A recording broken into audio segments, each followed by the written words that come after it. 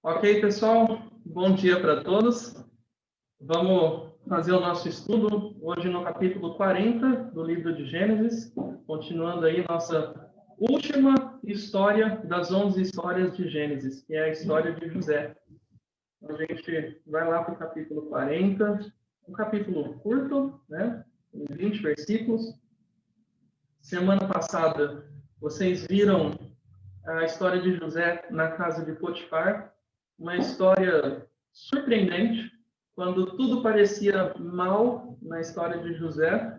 Ele tinha sido jogado no fundo do poço, tinha sido vendido como escravo pelos seus próprios irmãos, dado como morto pelo seu pai, mas de repente ele vai para a casa de um homem de alta importância na sociedade, que é Potifar, vira um mordomo dessa casa, tudo que ele faz prospera, mas como nem tudo são flores, o conflito do engano com a verdade, do mal com o bem, da semente da serpente e a semente da mulher está sempre ali presente na história de Gênesis, e como esse conflito é uma realidade, a mulher de Potifar, esposa dele, assedia José até ao ponto de realmente colocar ele contra a parede e tirar a túnica dele para se oferecer e se deitar com ele. Mas, como vocês viram também, José é um homem íntegro, não cedeu a esse assédio, ele resistiu, e no momento em que não dava mais para ficar ali na casa, ele simplesmente saiu correndo sem túnica. Curioso que, não sei se notaram isso na semana passada, na leitura, mas José foi injustiçado pelos seus irmãos, que tiraram a sua túnica, e foi injustiçado pela esposa de Potifar, que tirou a sua túnica. Parece que a túnica de José está sempre ligada a injustiças na sua vida, né? Sempre usadas como provas do crime que não aconteceram. O animal matar ele ou a esposa ser abusada sexualmente de José. E o que é interessante nesse trecho é que Deus não sai de cena. Inclusive, eu gostaria que a gente fizesse primeiro a leitura dos últimos versículos aqui de Gênesis 39, a partir do verso 19, que vocês já devem ter estudado com detalhes. A gente só vai reler esse texto e dar aqui uma introdução para o capítulo 40, ok? Então, Gênesis 39, vocês aí com suas Bíblias acompanhem a nossa leitura. Gênesis 39, verso 19, diz o seguinte: Quando o seu senhor ouviu que a sua mulher lhe disse, foi assim que o seu escravo me tratou, ficou indignado. Mandou buscar José e lançou-o na prisão em que eram postos os prisioneiros do rei. José ficou na prisão, mas o Senhor estava com ele e o tratou com bondade, concedendo-lhe a simpatia do carcereiro. Por isso, o carcereiro encarregou José de todos os que estavam na prisão, e ele se tornou responsável por tudo o que lá sucedia. O carcereiro não se preocupava com nada do que estava a cargo de José, porque o Senhor estava com José e ele concedia bom êxito em tudo o que realizava. Então, a gente tem aqui uma luz no fim do túnel. Assim como na história dos irmãos que venderam como escravo, o capítulo termina dizendo que os mercadores o levaram para a casa de Potifar. Essa foi a luz no fim do túnel, lá do capítulo 37. Aqui a gente também vê uma luz no fim do túnel. Quando ele é preso injustamente, aqui a gente vê o Senhor estando com ele, né? Olha que interessante, o verso 2, quando ele chega na casa de Potifar, começa dizendo: o Senhor estava com José, de modo que esse prosperou. O verso 21, final do capítulo, diz: mas o Senhor estava com ele e o tratou com bondade. E o 23 também, né, lá na metade, diz: porque o Senhor estava com José, ele concedia bom êxito em tudo o que realizava.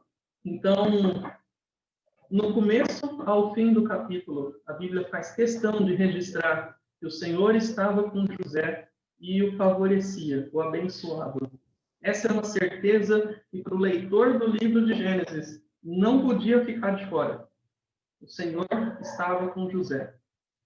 E aí a gente entende nessa história que, mesmo no meio de tantas injustiças, tantas coisas ruins acontecendo, Deus não sai de cena, sabe por quê? porque até mesmo as adversidades, elas estão sob o controle de Deus. Exatamente sob o controle, não sai 1 centímetro fora daquilo que Deus planeja. E aí a gente entende que capítulos como esse, não só na vida de José, mas nas nossas vidas, são, na verdade, um fruto da queda. Lembra que a história de Gênesis, ela segue aquele panorama da cosmovisão cristã, da queda, da criação, da queda, da redenção e da consumação. Essa história, esse capítulo, ele só mostra que a queda, ela faz parte da história. Assim como as coisas eram boas no início, algo provocou uma queda, e esse algo é o pecado. Então, isso é um fruto do pecado que provocou todas essas situações ruins que José estava passando. Mas isso, Deus é tão soberano na sua forma de agir, que até mesmo essa queda era usada de forma boa, de forma didática para José. E a gente vai ver no capítulo 40 como esse homem se transformou de um rapaz mimado que dedurava os seus irmãos para um homem sério e que se preocupava com o próximo. Olha só que interessante, vocês vão ver isso no capítulo 40. Então, agora, começando o nosso capítulo, Gênesis 40, a gente vai ler primeiro um trecho aqui, a partir do verso 1, que começa assim: Algum tempo depois, o copeiro e o padeiro do rei do Egito fizeram uma ofensa ao seu senhor, o rei do Egito. O faraó irou-se com os 2 oficiais, o chefe dos copeiros e o chefe dos padeiros, e mandou prendê-los na casa do capitão da guarda, onde José estava. O capitão da guarda os deixou aos cuidados de José e os servia. Olhem só, esse é o nosso primeiro trecho aqui que a gente vai fazer a nossa meditação. Aqui o texto começa dizendo que, algum tempo depois, ou seja, não sabemos quanto tempo se passou, mas José estava preso na prisão do rei. E um tempo depois, alguns homens com cargos importantes, eram cargos de confiança. Você tem um copeiro e você tem um padeiro. Os 2 eram responsáveis pela comida do faraó. Então, o copeiro era aquele que servia o vinho.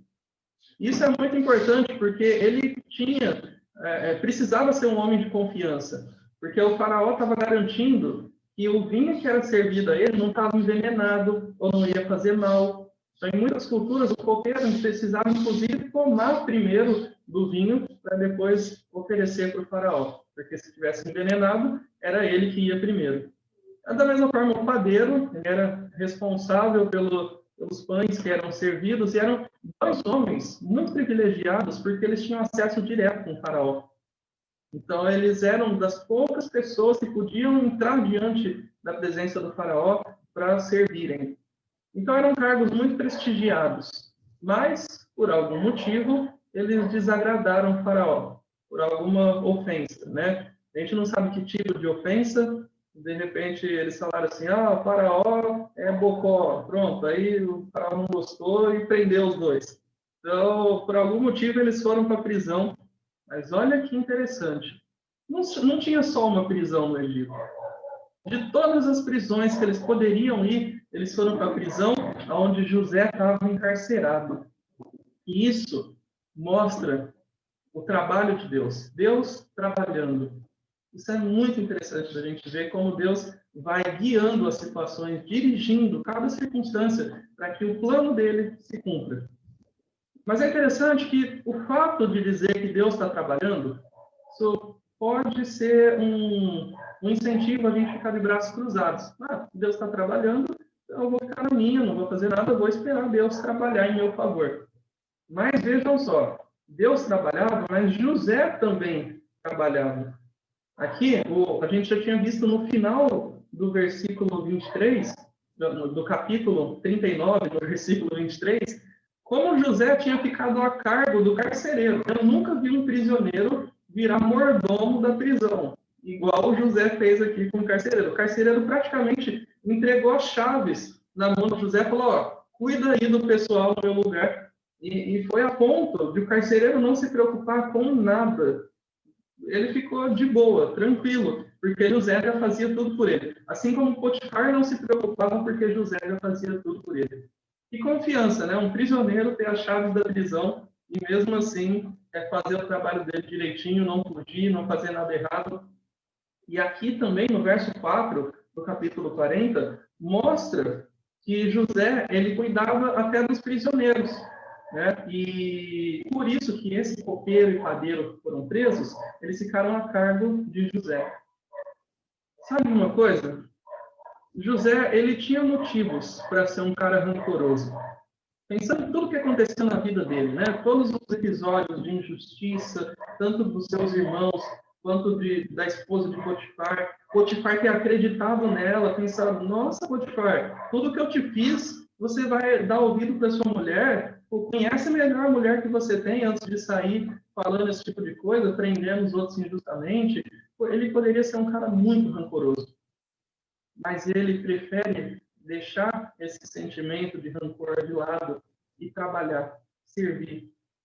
Ele poderia muito bem falar, esses presos aí, que se dane. Sabe, eles estão aqui porque eles merecem, eu não estou, eu quero sair daqui. Mas não, mesmo com motivos para ser rancoroso, ele estava trabalhando. E o rancor, gente, é um sentimento muito ruim. É quando a gente se sente lesado por algo, justo ou injusto, mas a gente se sente lesado e guarda aquilo no coração e leva isso tão a sério a ponto de não sentir paz enquanto não resolver essa situação, enquanto não se sentir recompensado pelos problemas que a gente passou na nossa vida, a gente vai nutrir no coração esse sentimento de amargura ou de rancor. A gente chega a ponto até mesmo de colocar a culpa em Deus, porque Deus não está no controle de todas as coisas. Então, se eu estou me sentindo lesado e não sinto paz, enquanto não for restituído, eu estou guardando esse sentimento de rancor no coração. José não sentiu isso. José, ele preferiu servir aos outros, porque é para isso que Deus nos chama. Ele nos chama para servir, em vez de querer ser servido. Esse é o exemplo de Jesus Cristo, né? O Filho do Homem não veio para servir, mas para servir e dar a sua vida em favor de muitos. Então, José, você já começa a perceber aqui como ele estava sendo moldado por Deus para uma causa ainda maior. Então, a gente precisa tomar cuidado com essa concha da autopiedade. O que é a autopiedade? É aquele sentimento de ter dó de si mesmo. Sabe quando você fala alguma coisa sobre você mesmo para ouvir um elogio? Você tira uma foto e fala, eu tô feio nessa foto. Aí o outro fala, nada, você tá lindo. É coisa que a gente nem vê, né, o pessoal fazendo isso. Mas não só nesse exemplo da foto, em vários outros exemplos, a gente pode falar, nossa, mas minha vida é tão sofrida, eu passo por tanta coisa. Para que a gente fala isso? Para que a gente tem essa dó de si mesmo? Para ouvir dos outros. Ah, não, mas você vai ser recompensado por isso. Você é um cara batalhador, você é esforçado. Então, essa autopiedade é um risco para a gente. Porque a gente está pensando, né, querendo apontar erros para ouvir elogios, que tudo gira em torno da gente. O mundo gira em torno de mim. É como se dissesse, né, que todas as coisas cooperam para minha autoestima. Tudo tem que ser em função de mim, do meu bem-estar. E sabe uma coisa? Nem mesmo aquele versículo de Romanos 8, se não me engano, ou 9, 8, não estou lembrado agora, mas que Paulo diz que todas as coisas cooperam para o bem daqueles que amam a Deus, nem esse versículo está ensinando que tudo é em função do meu bem-estar.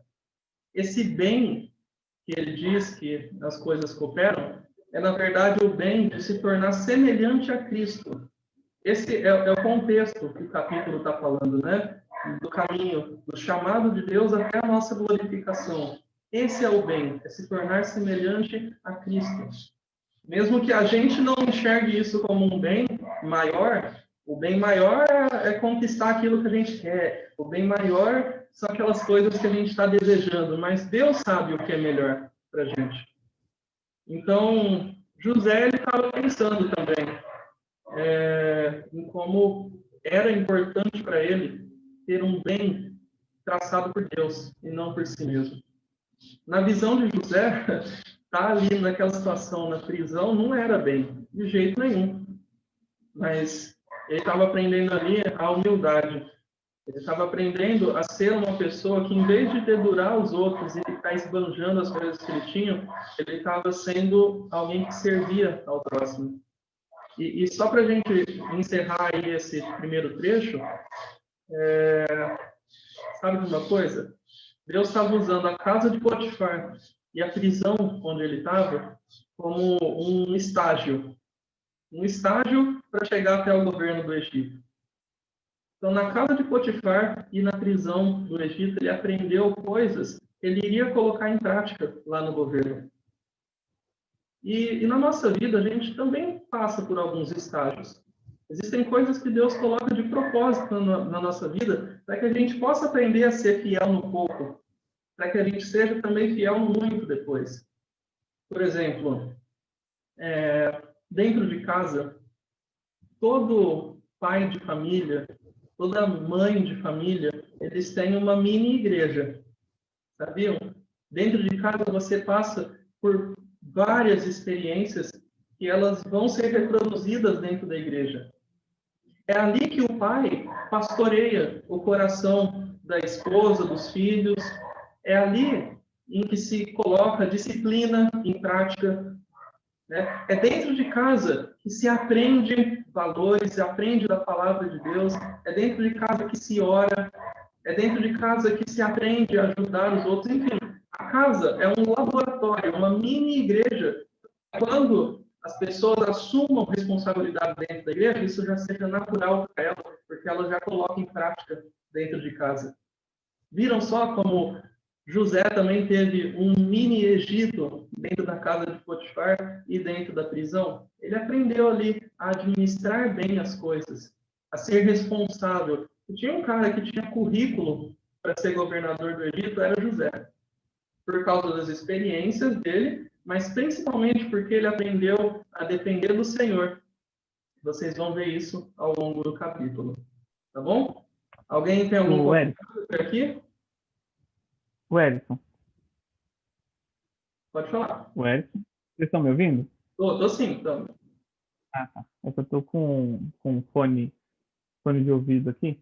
Eu não sei se o microfone funciona às vezes. Cara, eu gosto muito mesmo, assim, de tentar imaginar na prática isso que você falou, né? Sobre como que a prisão foi um estágio para ele governar o Egito. Porque, sinceramente, a gente às vezes acredita, né, ou a gente deduz que a resposta certa vem no momento do Senhor, né? Eu vou ser mais específico. Quando teve, por exemplo, o sonho do faraó no futuro, e eu sem querer dar um spoiler, mas já dando, né? Quando tem o sonho do faraó, referente às 7 vacas gordas e depois as 7 vacas magras. Aquilo não foi um insight na hora que Deus deu para José. Pelo menos eu não acredito nisso. Eu acredito que Deus deu experiências ao longo da vida dele para que ele conseguisse responder aquilo de forma divina, né, até, né? Do que eu estou falando especificamente? Eu acredito mesmo nisso, que na prisão ele passou por algum momento de dificuldade de fome lá. E em algum momento anterior ele tinha uma comida para comer, assim, mais do que até o necessário. E daí ele lembrou disso na prisão, né? Olha, caramba, 7 anos de vacas gordas. Significa que eu vou ter alimento durante 7 anos. 7 anos sem alimento. Ó, então vamos fazer o seguinte: pega o alimento aí que a gente vai ter e vamos estocar. Porque eu lembro na prisão, quando eu tive alimento e eu podia ter feito isso. Podia ter estocado, mas não, eu passei um momento de fome lá na prisão. Eu e meus companheiros lá na prisão. Eu tô dando um exemplo só porque eu realmente acredito nisso que você falou, Edson, que aquilo foi esse momento na prisão foi um estágio na vida dele. E por que eu acho tão relevante a gente pontuar isso? Porque a gente passa por vários momentos na nossa vida, seja de dificuldade ou seja momentos de estágio, assim mesmo, né, que eu estou falando. A gente passa por vários deles. E eu acho importantíssimo que a gente aprenda com esses momentos, que a gente pontue essas lições aprendidas, Que a gente escreva, né? Mais do que escrever num papel, escrever na nossa cabeça mesmo. Isso aqui é uma lição aprendida. Eu não posso me conformar com meus erros. Eu não posso, sei lá, sabe, deixar de ensinar minha família. Eu não posso deixar de tentar pregar o evangelho para o meu pai, para minha mãe. Isso tudo são lições aprendidas que a gente vai passando ao longo dos nossos estágios de vida. E essas lições aprendidas, elas têm que ficar firmes na nossa vida. Não é possível que Deus precise ensinar uma lição para que na hora que a gente vai colocar essa lição em prática, a gente tenha que novamente voltar para a prisão, como José, né? Isso não é viável, né? A didática de Deus não pode funcionar assim, senão a gente fica eternamente na prisão e nunca na prática mesmo ali. Não estou falando que a gente vai ser governador do Egito, não é isso que eu estou falando. Mas a gente precisa evoluir no nosso crescimento espiritual. A gente precisa colocar as lições aprendidas em prática. E isso que você falou para mim é muito relevante. Esse aprendizado de lições, de estágio mesmo, né? De lições aprendidas ao longo da vida. Isso fica muito, muito marcado, né? Para mim, como lição aprendida em relação vou dar exemplos, né? Assim, porque a gente já passou por momentos de dificuldade financeira, de precisar de ajuda de outras pessoas mesmo. Eu não estou falando de dificuldade que você não consegue comprar um iPhone. Não é esse tipo de dificuldade financeira. Dificuldade financeira de não ter dinheiro para pagar as contas e precisar de pedir dinheiro emprestado ou precisar, sei lá, calçar a cara e falar com outra pessoa: "Eu tenho dinheiro para comer aqui, você não pode me ajudar de algum jeito?" Esse tipo de coisa assim. Deus quebra o orgulho, Deus ensina a dependência dele. E essas lições aprendidas precisam ficar firmes. Não é possível que vai passar 2 anos, né, de prisão.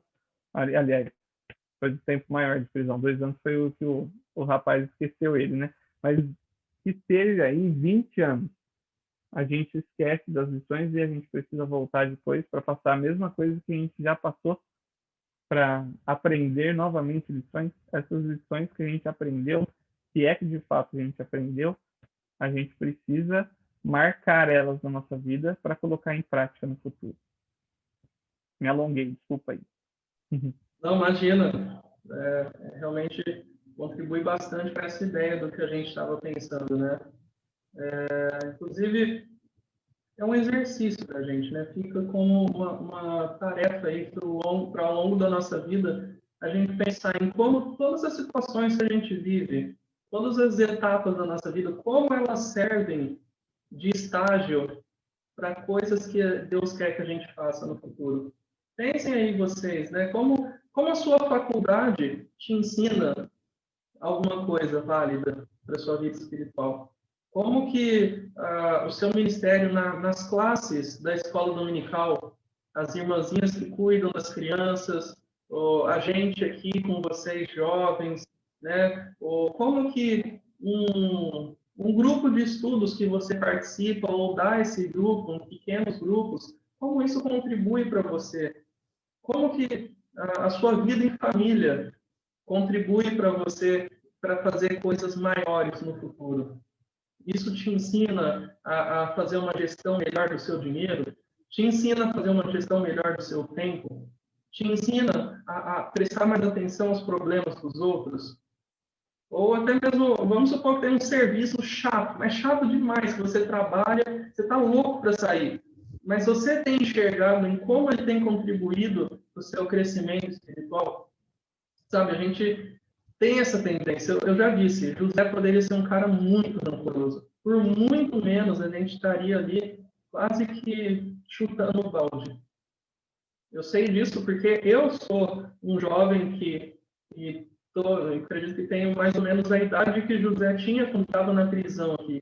E eu imagino tudo o que eu ia sentir se eu estivesse passando por isso. Olha, no auge da minha juventude, desperdiçar ela numa prisão. Na cidade deveria estar pensando em casamento, em faculdade, em não sei o que lá mais. Ou então eu queria estar aprendendo mais da Bíblia, né? As Escrituras. queria estar ali estudando e estou aqui.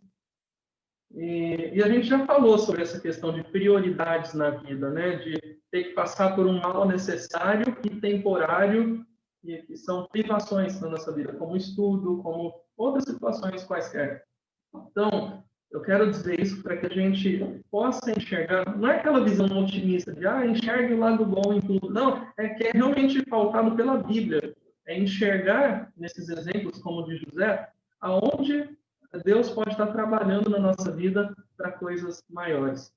Então, eu digo isso e digo com muito orgulho, assim, né? Um sentimento de privilégio muito grande de dizer que a nossa classe aqui é um estágio enorme que eu tenho desde quando eu comecei a dar aula para vocês. Vocês não fazem ideia do quanto isso me ajudou para o crescimento absurdo de lidar com pessoas, mesmo que num grupo menor, de aprender a ensinar olhando para a palavra de Deus, de lidar com opiniões diferentes, de poder debater com vocês assuntos difíceis, de poder ouvir de alguém que entendia mais do que eu, coisas que eu tinha um conhecimento limitado. Então, assim, eu estou dando um exemplo meu, e eu acredito que vocês também podem enxergar na vida de vocês várias situações em que Deus está nos estagiando para coisas maiores. Ok? Então, vamos lá. Continuando aqui o nosso texto, a partir do versículo 5 agora, vamos ver o que aconteceu com esses dois homens de cargos prestigiados na prisão de José. Verso 5. Depois de certo tempo, o copeiro e o padeiro do rei do Egito, que estavam na prisão, sonharam. Cada um teve um sonho, ambos na mesma noite, e cada sonho tinha sua própria interpretação. Quando José foi vê-los na manhã seguinte, notou que estavam abatidos. Por isso perguntou aos oficiais do faraó, que também estavam presos na casa do seu senhor: por que hoje vocês estão com um semblante triste? Eles responderam: tivemos sonhos, mas não há quem os interprete. Disse-lhe José: não são de Deus as interpretações? Contem os sonhos. Então o chefe dos copeiros contou seu sonho a José. Em meu sonho, vi diante de mim uma videira, com 3 ramos. Ela brotou, floresceu e deu uvas que amadureciam em cachos. A taça do faraó estava em minha mão. Peguei as uvas e as espremi na taça do faraó e a entreguei em sua mão. Disse-lhe José: essa é a interpretação. Os 3 ramos são 3 dias. Dentro de 3 dias, o faraó vai exaltá-lo e restaurá-lo à sua posição, e você servirá a taça na mão dele, como costumava fazer quando era seu copeiro. Quando tudo estiver bem com você, lembre-se de mim e seja bondoso comigo. Fale de mim ao faraó e tire-me dessa prisão, pois fui trazido à força da terra dos hebreus, e também aqui nada fiz para ser jogado nesse calabouço. Até aqui, por enquanto. José, ele era um homem injustiçado e ele sabia que ele era injustiçado. A gente olha a história de José e parece que ele é aquela ovelha muda perante os seus tosqueadores, né? Que nunca sente o mal e que está ali sofrendo calado. Mas nesse último versículo que a gente leu, dá para a gente entender que ele não estava satisfeito em estar sofrendo injustamente. E ninguém deveria se sentir satisfeito. Uma coisa é você entender os benefícios de Deus estar trabalhando na sua vida em determinadas áreas. Outras é você aceitar calado uma injustiça e não buscar uma solução para isso. Né? Não significa você perder os seus sentimentos em relação a tudo, ficar ali totalmente insensível às coisas ruins e viver ali como se fosse um zumbi, né? Trabalhando sem buscar uma melhoria. Mas vejam só, José reconhecia sua situação injustiçada, mas ele preferiu colocar a situação dos outros acima da dele, quando ele se mostra preocupado com o semblante caído desses homens. Então ele chega para esses homens e diz: gente, eu percebi aí que vocês estão meio abatidos, né? O que aconteceu? Lembra, José poderia ser um cara muito rancoroso. Ele poderia falar: gente, vocês estão reclamando aí, olha o meu problema, olha o que eu passei. Eu tenho que estar triste, não vocês. Fica preso aí, paga pelo que vocês fizeram. Ele poderia fazer todas essas coisas. Esse é o sentimento de rancor. mas ele prefere colocar a necessidade dos outros acima da dele, e isso é bíblico. A gente, várias vezes durante a Bíblia, é incentivado a considerar os outros superiores a nós mesmos, a pensar na necessidade do outro antes de pensar na nossa. E ali ele pergunta, o que aconteceu? Vocês estão tristes aí? Percebi que vocês estão aí chateados. E aí a gente precisa entender a cultura egípcia para mostrar por que esses sonhos que eles tiveram perturbaram tanto a eles. Os egípcios eles tinham uma crença muito forte a respeito de sonhos. Qualquer tipo de coisa mística, mas principalmente os sonhos. Tanto que eles acreditavam que era pelos sonhos que os mortos meio que chegavam por um portal para eles, né? E se comunicavam com eles de alguma forma. Então, os mortos falavam coisas importantes, que eles tinham conhecimento e que precisavam passar. Então, quando um egípcio ele tinha um sonho, ele levava muito a sério, porque era uma mensagem que precisava ser interpretada. Inclusive, existia no Egito até algumas escolas de sonhos. Imagina que louco, né? Você fazer lá matéria de ciência do sono 1, sonambulismo 2, e você ia fazendo todas as suas matérias lá de sonho, para você se formar um intérprete de sonhos, né? O interpretador não existe. O intérprete de sonhos, com diploma e tudo. Existia isso lá no Egito e o faraó era cercado desses homens, né? Os intérpretes mais renomados do Egito. E aí, chegam esses dois homens e sempre tiveram acesso a esses intérpretes de sonho. Então, imagina, qualquer sonho que eles tinham acesso ao faraó, deviam ter acesso aos intérpretes também. Falavam, eu sonhei com isso aqui, ó. Eu sonhei com uma pomba branca voando em cima do meu telhado. O que significa? Me ajuda aí. Aí os caras iam lá e interpretavam. Tipo aqueles livrinhos de sonho que existem hoje em dia, né?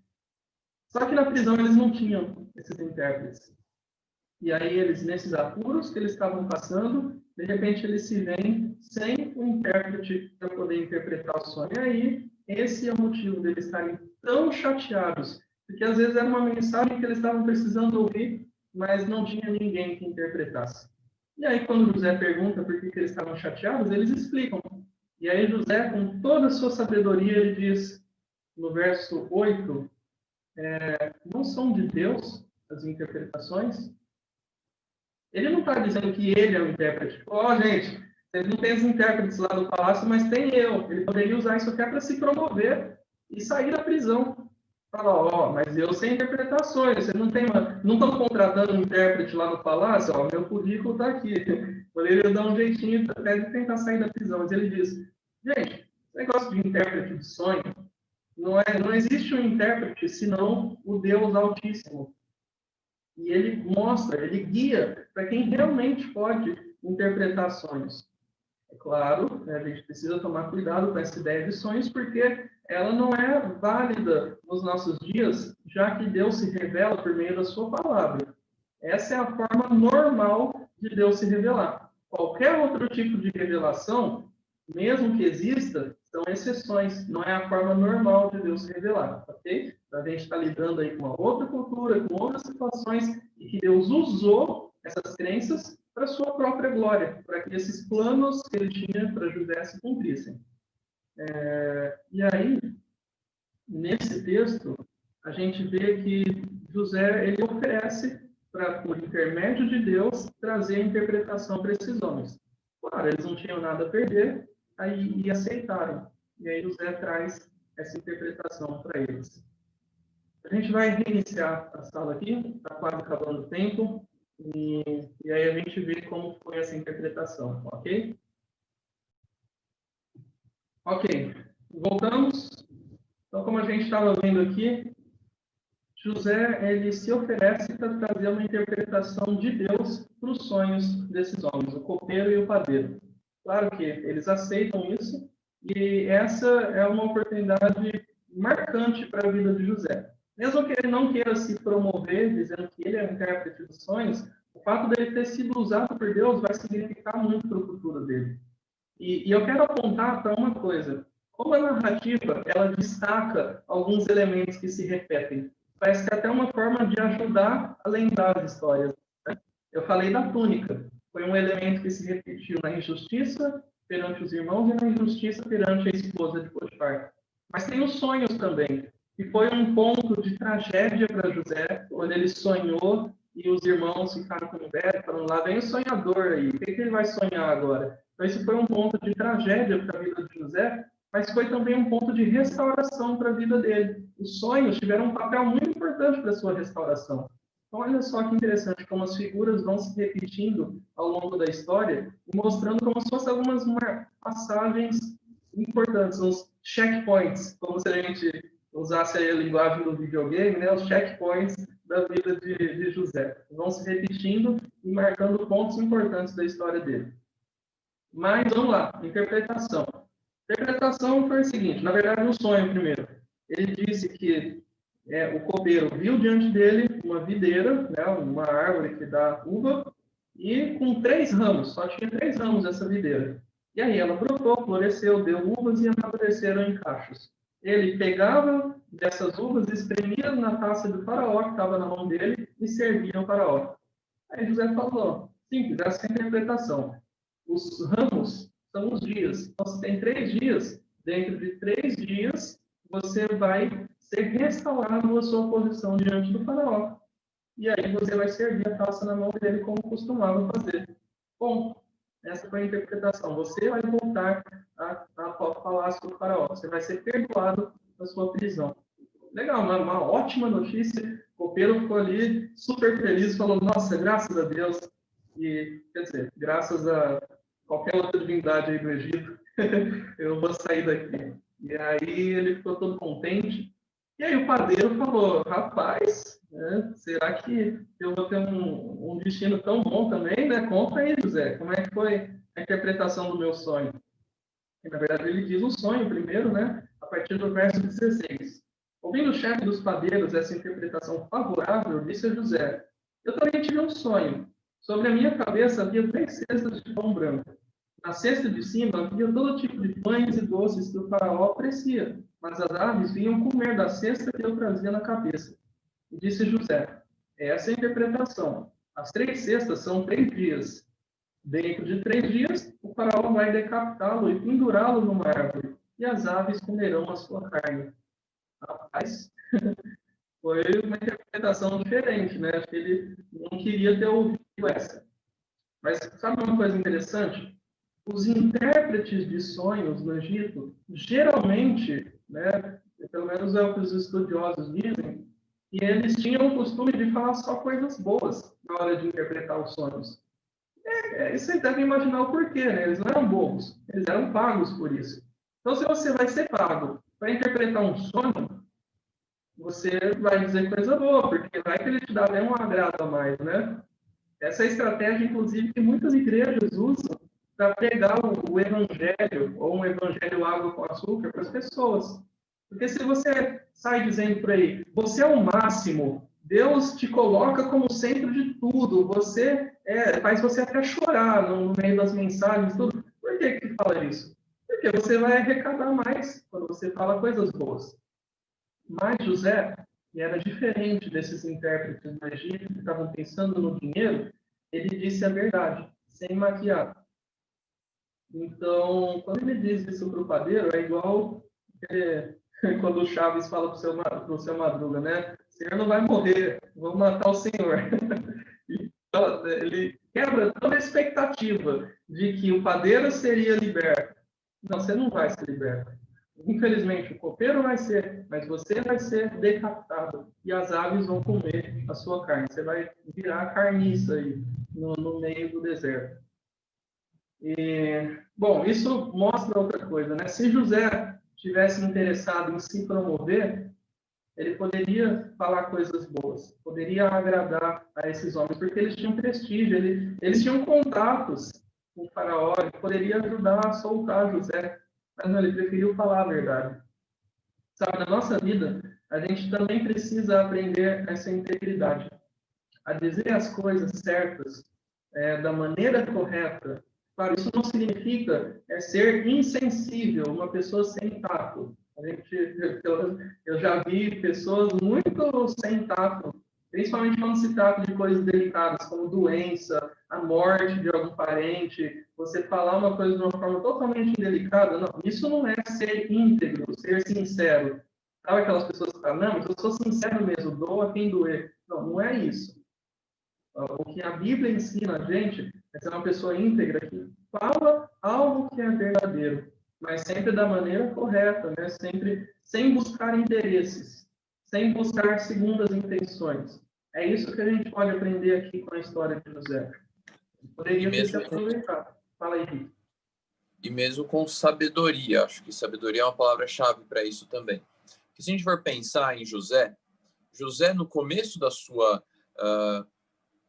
vida, ele também teve a vida marcada, a juventude marcada por sonhos.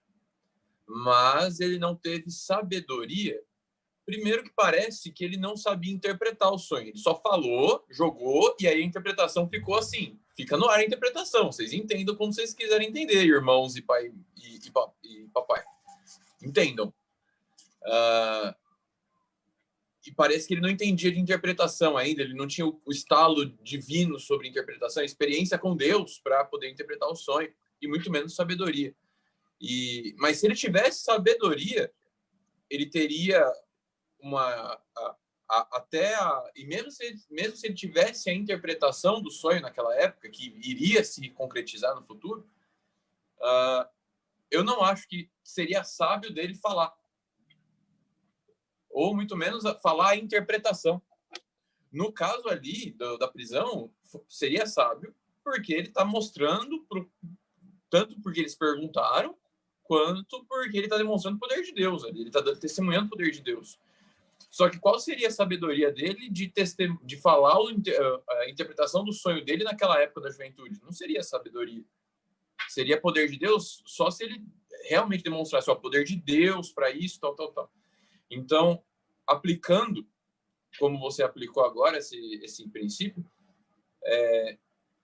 a sinceridade, por si só, ela, sem a sabedoria e sem a educação, sem o cuidado, o tato, ela é destrutiva em alguns momentos, com certeza. A gente, no próprio exemplo de José, ele foi sincero no sonho e causou revolta na família. Mas, no caso aqui, ele foi sábio e falou, Deus está falando, está revelando, vai acontecer isso. É outro tipo de sinceridade, muito mais sábio, muito mais moderado. Maduro, exatamente. Se eu não me engano, é Paulo que fala, ou Tiago que fala, para a gente ser brando no falar. Ou também tem provérbios também que falam isso. Ser brando no falar, ou cuidar da forma de falar, mas não deixar de falar. É interessante pensar isso, que a gente pode falhar não só pela omissão, mas a gente pode falhar pela ação ativa de falar, mas da forma errada. Isso pode até destruir mais, né? Enfim. E José parece que aprendeu, né? Depois de levar na cabeça injustamente em alguns momentos, ou justamente em outros momentos, no caso, né? Pelo moleque que ele era, né? Parece que ele aprendeu aqui, né? E assim, ele mostra realmente essa sensibilidade ao dizer o certo da maneira certa e na hora certa. E como eu disse, né, eu estava até pensando aqui, eu falei que ele não estava buscando interesses e segundas intenções. Alguém pode dizer, mas ele não falou para o copeiro, quando você estiver bem, você lembra de mim? É verdade que ele disse isso, mas ele não pediu para ser lembrado porque ele revelou um sonho. Não foi que fosse, uma mão lava a outra, eu estou te ajudando, você me ajuda. Não, ele falou, você lembra de mim e fala para o faraó que eu fui preso injustamente. A única base para ele reivindicar a libertação dele é a injustiça da prisão. Então ele só está falando, lembra de mim porque eu estou preso injustamente. Não porque eu te fiz um favor, agora você está me devendo. Ele não foi interesseiro ao revelar esse sonho, ao dar a interpretação. Até porque, se ele fizesse isso, a quem ele estaria dando os créditos da interpretação? A ele. Mas é a Deus que merece, né? Porque foi Deus quem interpreta. Então, realmente, na sua casa, ele ainda não tinha entendido. A situação já estava ruim, seus irmãos já não podiam lhe falar adequadamente, já não tinha, estava uma situação insustentável. Ele vai e manda esse sonho que, até onde a gente sabe, Deus não tinha mandado ele revelar para ninguém. E ele vai e inflama mais ainda essa situação que eles estavam vivendo. E aí ele chega para o padeiro, e como você bem lembrou, ele estava ali, primeiro, porque eles pediram a interpretação, e segundo, porque foi um testemunho assim, muito grande da superioridade de Deus em relação aos deuses pagãos do Egito.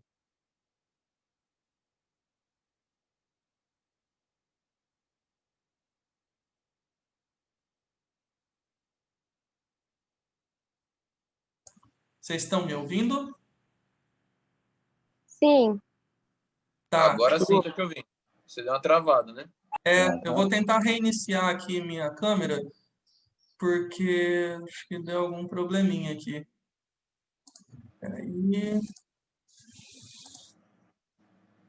Só um minuto, tô voltando já. Eita, nós. Eu achava que estava normal. Tava normal? Aí, vou olhar para a câmera do Samuel. Eu acho que ele está rindo de alguma piada que vocês contaram. Ah. Aí. Ai, gente. Eu vou reiniciar aqui. É que eu uso um aplicativo para usar o celular como câmera e como microfone também. Aí ele travou. Então eu vou fazer o seguinte, peraí.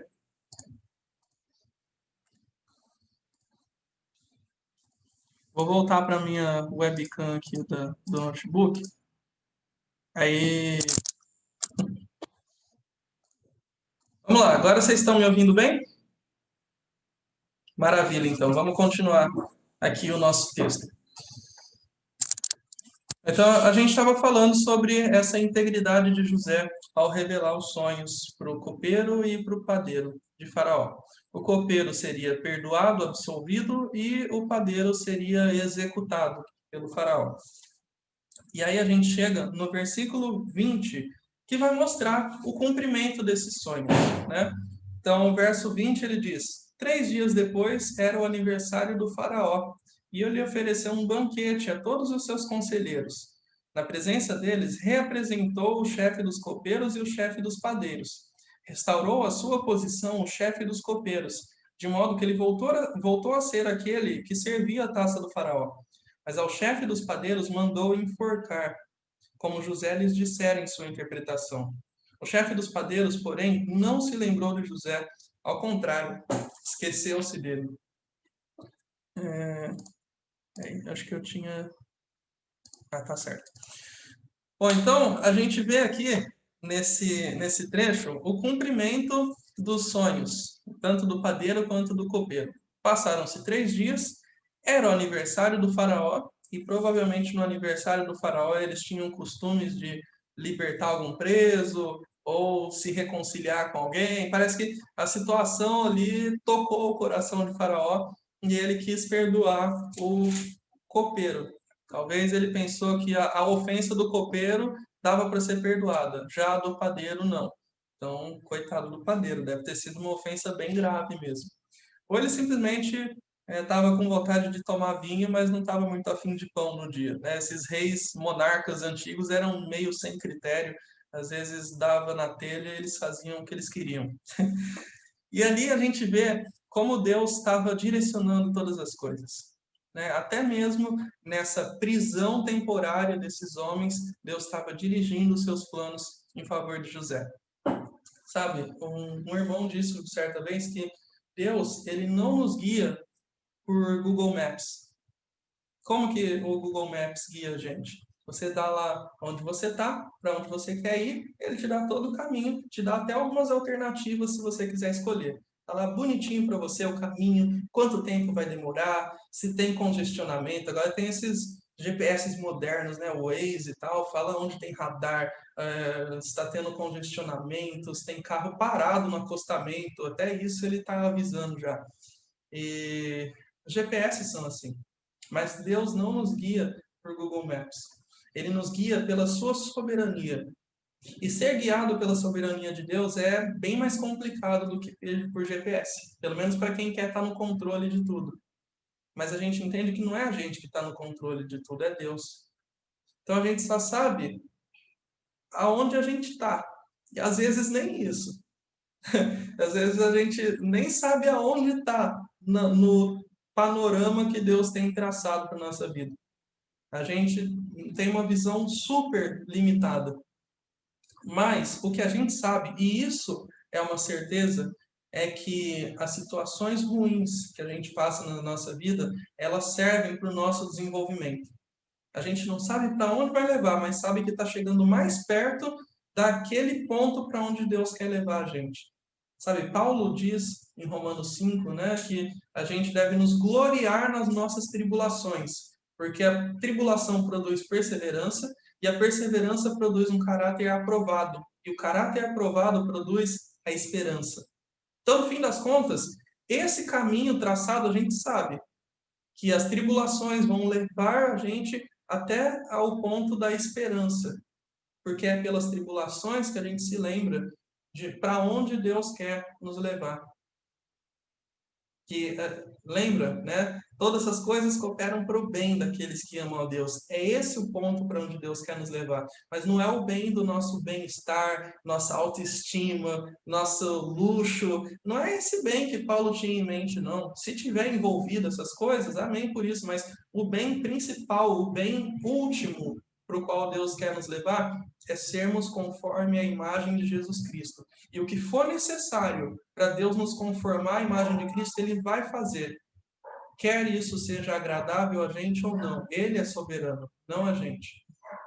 Então, a gente pensa em como o sofrimento molda o nosso caráter e acho que nada disso teria um valor tão grande se não fosse o exemplo que a gente tem de Cristo. Cristo ele é o nosso modelo em tudo. E no sofrimento ele também é o nosso modelo. Ele é o servo que Isaías chama de um servo sofredor, um homem de dores e que sabe o que é padecer.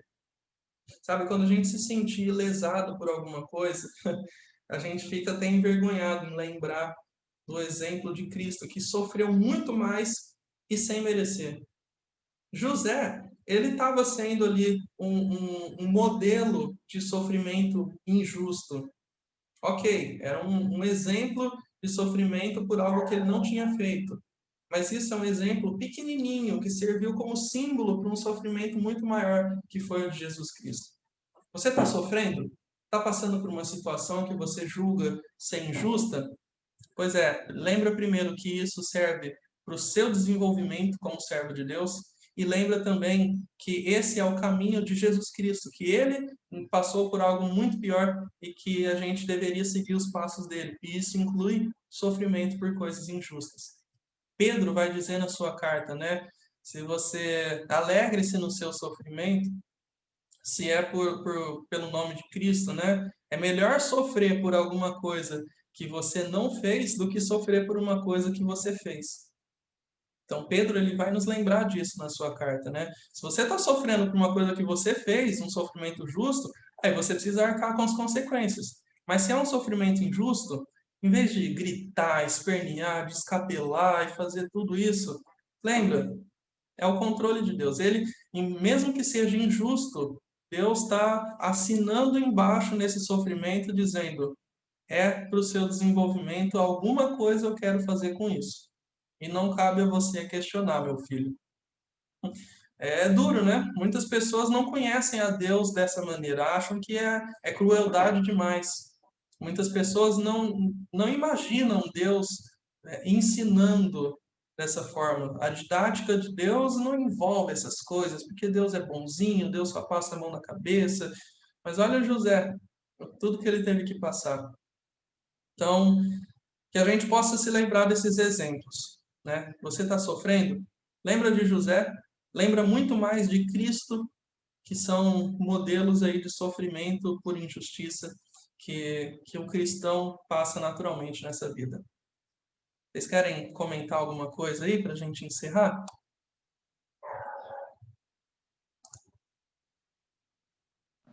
Pegando o gancho dos intérpretes de sonho egípcios, né? Que eles são praticamente uns horóscopos, né? Que não falam nada de ruim, só fala de bom. E aí você citou até casos de gente que usa o nome de Deus para falar isso. Tem exemplos de pastores de igrejas que falam, que fica postando vídeo bonitinho, com música de fundo para falar coisa bonita, que toca, que é emocionante, mas é tudo no bonzinho. Tudo, a parte boa nunca é a parte focando que é no pecado, no pecador, na justiça, no juízo, na adversidade, na tribulação, que produz experiência, que experiência produz perseverança. Não, é sempre Deus não quer que você seja infeliz. Deus quer que você seja feliz. Como eu e a gente conversa muito sobre isso. A prova a vida de José é a prova de que a teoria de Deus não quer que você seja infeliz, cara, é furado. Porque José passa por umas buchas, assim, totalmente injustas. É jogado no poço, é vendido, é condenado injustamente, fica na prisão, esquecem dele, ele fica mais 2 anos na prisão, porque esqueceram dele. E aí você vai falar, mas a infelicidade de José não era propósito de Deus. Era propósito de Deus ali, aquelas adversidades. José ficar infeliz ali, porque ninguém era feliz na prisão, né? Mas era momento de adversidade para ele aprender. Era plano de Deus. Então, de verdade mesmo, hoje em dia a gente vê um evangelho, igrejas muito paz e amor e pouco plano de soberania de Deus. E aí já é bom a gente ficar esperto, porque aqui todo mundo tem Instagram, aqui todo mundo tem Facebook, todo mundo vai assistir vídeo de alguém compartilhando David Leonardo, Thiago Brunet e Ed Renekiewicz, entre outros. Cuidado. Às vezes o cara fala coisa que é certa, só que é aquela coisa certa que se você pega só aquilo na tua vida cristã, não tá certo. Então tem que tomar muito cuidado. Oi? Não vai estar certo mesmo. E às vezes eles vão falar borracha mesmo, que não vai estar certo mesmo. Então, toma muito cuidado, porque o evangelho paz e amor só não é o evangelho da Bíblia. O Deus da Bíblia é plano e soberania dele também. Isso aí. Para a gente refletir, né, sobre que tipo de evangelho a gente tem sido alimentado. Se a gente tem sido bem nutrido espiritualmente na nossa vida ou não. É algo para a gente pensar. Por isso que é importante a gente olhar para as histórias da Bíblia e olhar sem ficar selecionando passagens. Não, eu quero estudar o que a Bíblia diz. Eu não quero pular, eu não quero escolher só aquilo que convém, não. Eu quero ouvir o que a Bíblia diz.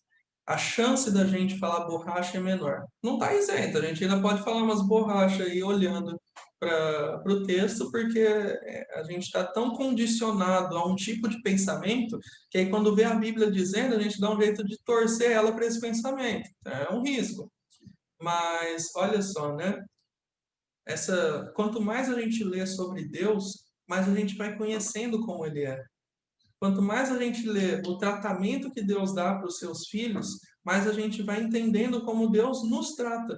E a gente vai tendo uma visão melhor sobre o nosso eu e o mundo ao nosso redor. Gente, vocês não fazem ideia de quanto isso faz bem para a nossa vida cristã. Ter uma visão adequada das coisas, uma visão de mundo melhor. Isso ajuda nas nossas decisões sobre emprego, sobre faculdade, sobre casamento, as escolhas de pessoas com quem a gente vai andar, que tipo de coisas a gente vai compartilhar, escrever, enfim, ajuda demais tipo, um monte, né? A gente passaria a tarde inteira falando. Isso aí, na verdade, tem um nome que os estudiosos chamam de cosmovisão cristã. A visão que o cristão tem de mundo. Por isso que a gente bate tanto o martelo em falar que essa cosmovisão cristã se resume em criação, queda, redenção e consumação. Todas as cosmovisões vão seguir esse panorama, mas cada um da sua forma. Por exemplo, o comunista acredita que a criação é o mundo com todos os bens compartilhados, aí veio o capitalismo e provocou a queda. O problema não é o pecado, o problema do mundo não é o pecado, é o capitalismo. E a redenção é quando todas as nações seguirem esse modelo comum de sistema igualitário, e aí a consumação vai ser esse mundo 100% socialista, que até hoje nunca existiu porque deturparam Marx, enfim. Tá vendo como que uma diferença de cosmovisão afeta toda a nossa visão de mundo? O problema não é o pecado, a solução não é Cristo, a consumação não é o céu. Olha só, né? Então, foi só para aproveitar esse gancho do Ricardo e falar, né, de como é importante ter uma visão adequada de mundo. Então é isso. Beleza? Vamos encerrar aqui a nossa gravação.